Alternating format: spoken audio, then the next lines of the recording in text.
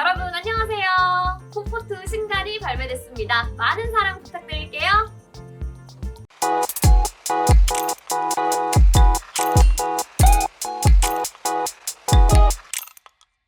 세상에 사연 없는 사람은 없고 사건 없는 역사도 없습니다. 여러분이 몰랐던 사건이나 인물들을 대신 알려주는 시간 인터위키입니다. 2022 카타르 월드컵 우승으로 진정한 올타임 넘버원이 된 선수 메시의 거취가 뜨거운 관심을 받고 있습니다. 현재 파리 생제르맹에서 뛰고 있는 메시의 계약 기간은 이번 시즌이 끝나면 종료됩니다. 이런 상황에서 바르셀로나 복귀, PSG와 재계약, 사우디아라비아의 진출, 미국 무대 진출 등 여러 이야기가 나오고 있습니다. 이때 메시가 PSG를 떠나는 것이 유력해졌다는 보도가 나오고 있습니다. 친정팀 바르셀로나 복귀, 그리고 천문학적인 연봉을 제시한 알 힐랄로 방향이 좁혀졌는데요. 특히 알 힐랄은 메시에게 무려 연봉 3억 2천만 파운드, 약 5,351억 원을 제시한 걸로 알려졌습니다. 특히 메시는 최근 팀 훈련을 하지 않고 사우디로 떠나 징계를 받았습니다. 메시는 오해가 있었다며 공개 사과를 했는데 그는 우선 내 동료들과 PSG에 사과한다. 지난 몇 주처럼 경기 종료 이후 자유로운 시간을 가질 것이라 생각했다. 이전에도 사우디아라비아 여행을 계획했고 취소했지만 이번에는 그럴 수 없었다. 내가 저지른 일에 대해서 사과한다라며 용서를 구했습니다. 이런 상황에서 메시가 사우디로 떠난다는 보도가 나왔는데요. 프랑스 AFP 통신은 메시가 알 힐랄 이적에 도달했다고 전했지만 부친이자 에이전트인 호르헤 메시는 루머를 부인했습니다. 시즌 종료 이후 거취를 결정한다는 주장이었습니다. 가짜뉴스가 나오고 있다면서 분노를 하기도 했는데요. 어쨌든 커리어 황혼기에 접어든 메시가 여러 선택의 기로에 놓여있는 건 분명한 사실입니다. 향후 거취에 많은 관심을 받고 있는 메시의 모든 것을 인터위키에서 알아보도록 하겠습니다. 특히 이번 인터위키 시간에는요, 메시의 바르셀로나 시절이나 PSG 최근의 그런 활약보다는 메시의 성장, 그리고 메시가 어떻게 전설이 되었는지를 주로 알아보도록 하겠습니다. 메시는 1987년 6월 24일 아르헨티나 산타페주 로사리오에서 태어났습니다.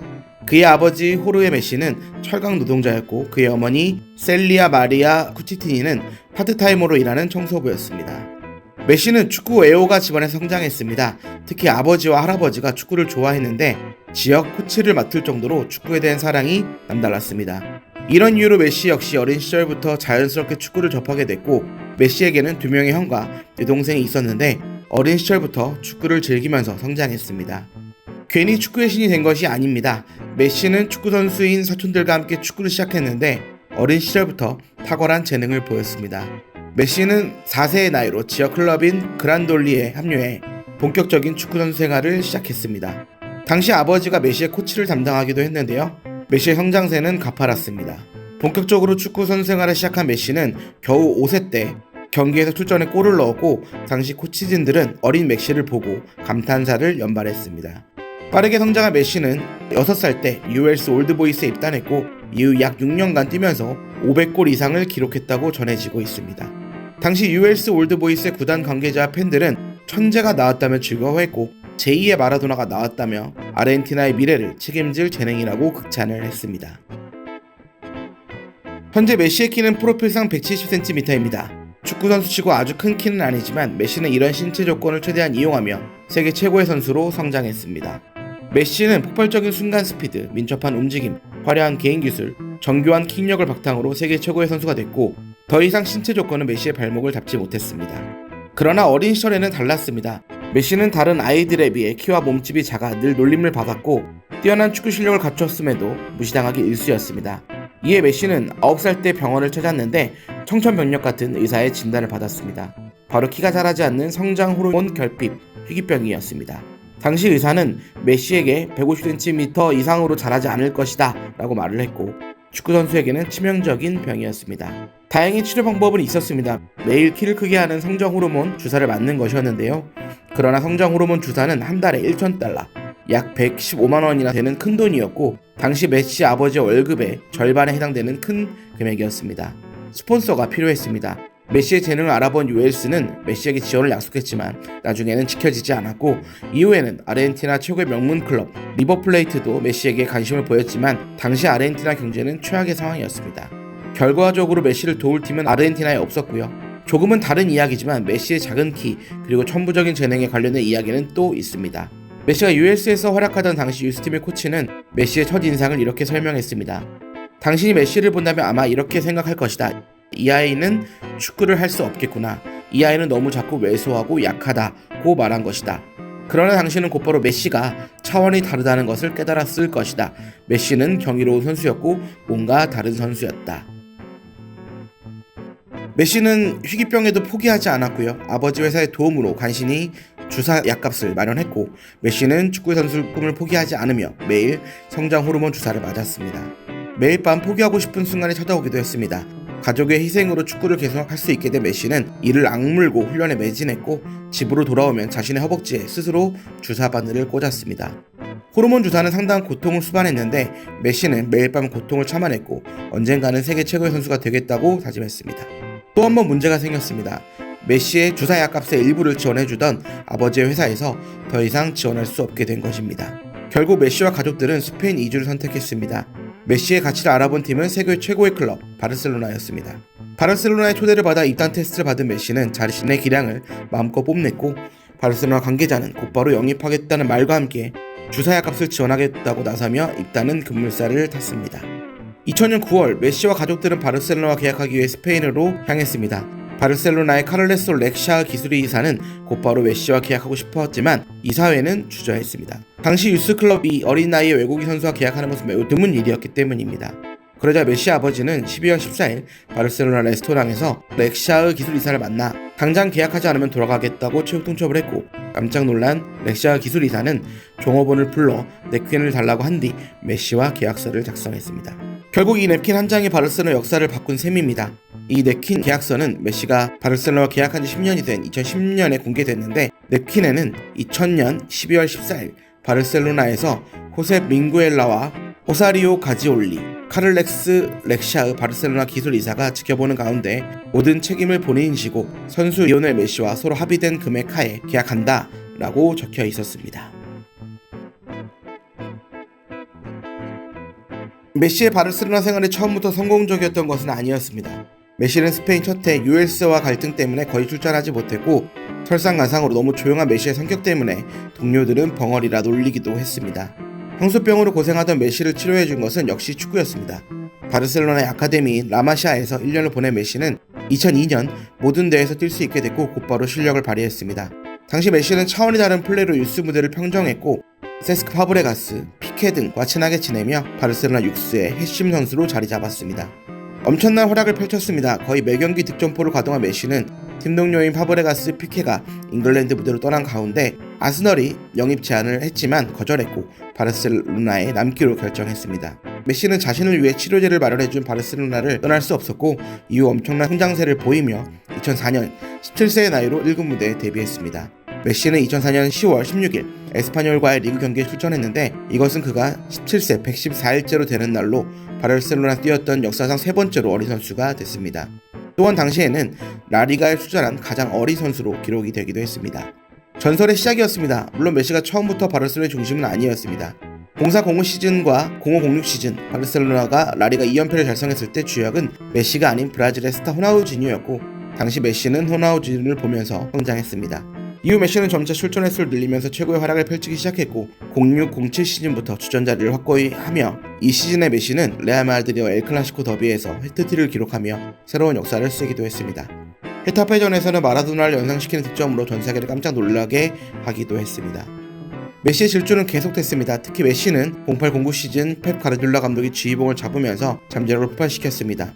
호나우지뉴의 등번호 10번을 물려받은 메시는 이 시즌에만 총 38골 17도움을 기록하며 바르셀로나의 트래블을 이끌었고 2009년에 6관왕을 완성했습니다. 이에 메시는 2009년 발롱도르, 피파 올해의 선상을 받으며 전성기를 누렸습니다. 한마디로 메시의 시대였습니다. 메시는 09-10 시즌 리그에서 34골을 기록하며 생애 첫 득점왕을 차지했고 이후 10-11 시즌 31골, 111 시즌에는 무려 50골을 기록했습니다. 특히 2012년에는 한 해 동안 무려 91골을 기록했는데 세계 축구 역사를 바꾼 한 해였습니다. 메시의 활약에 힘입어 바르셀로나는 라리가 3연패, 챔피언스리그 우승 등을 차지하며 최전성기를 누렸습니다. 우리는 지금 메시의 시대를 살고 있습니다.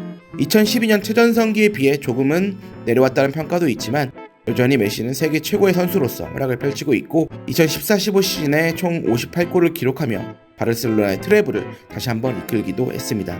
이후에는 모두가 알고 있듯이 2021년 바르셀로나를 떠나 PSG로 이적을 했고 2022 카타르 월드컵에서 아르헨티나 대표팀의 주장 완장을 차고 우승을 차지하면서 진정한 축구의 신 올타임 넘버원으로 등극을 했습니다. 국가대표 통산 A매치 174경기에 나섰고 무려 102골을 기록했습니다. 이 기록은 여전히 현재 진행형입니다. 메시는 축구 역사상 최대 공격 포인트를 기록한 선수이기도 하고요. 발롱도르 피파 올해의 선수, 유로피언 골든슈 최다 수상자이자 바르셀로나 아르헨티나 대표팀 라리가 역대 최다 득점자이기도 합니다. 또한 월드컵, 코파 아메리카, 챔피언스리그 모두 우승을 하고 2번의 트래블을 달성했으며 월드컵 골든볼, 코파 아메리카 MVP, 리그 MVP, 발롱도르 피파 올해의 선수, UEFA 올해의 선수상을 모두 수상한 유일무이한 선수이기도 합니다. 이제는 메시의 스카우팅 리포트를 한번 알아보도록 하겠습니다. 메시의 등장 이후 많은 전문가들이 플레이를 분석했지만 메시는 한마디로 정의할 수 없는 선수입니다. 빠른 주력, 환상적인 드리블 기술, 마법 같은 왼발, 뛰어난 플레이메이킹 등 여러 장점을 가지고 있지만 메시의 최고 장점은 역시 축구 지능입니다. 워낙 축구 지능이 높기 때문에 어떤 상황에서도 가장 좋은 선택을 내릴 수 있고 1선과 2선, 심지어는 3선까지 내려가 자유롭게 플레이를 할 수 있는 선수가 바로 메시입니다. 특히 상대의 압박을 벗겨냈을 때 수비수들의 시선을 끌어 동료들의 공간을 만들어주고 초월적인 시야를 바탕으로 경기장 전체를 한 번에 보는 것은 메시만이 할 수 있는 플레이입니다. 이제부터 메시의 장점을 하나씩 살펴보도록 하겠습니다. 먼저 득점력, 주로 2선에 있음에도 최전방 공격수보다 더 많은 골을 넣고 있는데 2012년에는 한 해 최다골인 91골을 기록하기도 했습니다. 워낙 왼발킥의 정확도가 높기 때문에 어떤 상황에서든 골문 구석으로 슈팅을 노릴 수 있고요. 패스를 하듯이 골문 구석으로 편안하게 슈팅하는 장면이 메시의 전매 특허이기도 합니다. 무엇보다 파워와 정확도를 모두 갖췄다는 것이 놀라운데요. 여기에 1대1 상황에서 빠른 판단, 반박자 빠른 슈팅, 타이밍, 골키퍼의 허를 찌르는 로빙 슈팅, 페인트 동작에 이은 가마차기 등 다양한 슈팅 기술로 상대를 무력화시키는 것이 특징입니다. 두 번째는 드리블 기술입니다. 네이마르나 호나우지뉴처럼 화려한 기술을 사용하지는 않지만 축구 역사상 최고의 드리블러로 꼽히고 있습니다. 지금은 스피드가 조금 떨어졌지만 폭발적인 주력만으로 상대를 쉽게 제칠 수 있었고 순간적인 방향 전환, 상체 페인트, 속도 조절 등으로 수비진을 홀로 붕괴시킬 수 있는 선수가 바로 메시입니다. 무엇보다 역대 최고의 볼 컨트롤 능력을 바탕으로 공이 70m 이상 벗어나지 않는 것이 특징이고요. 안정적인 퍼스터치와 드리블 테크닉도 최고 수준입니다. 큰 체구는 아니지만 보디 밸런스, 민첩성, 균형 감각 등이 좋기 때문에 상대와 몸싸움에서 밀리지 않고 전진할 수 있고요. 무게중심이 낮은 것도 장점입니다. 여기에 팬텀 드리블, 넷맥 등 최고난도의 기술을 자해저재로 사용하는 것도 장점이고요.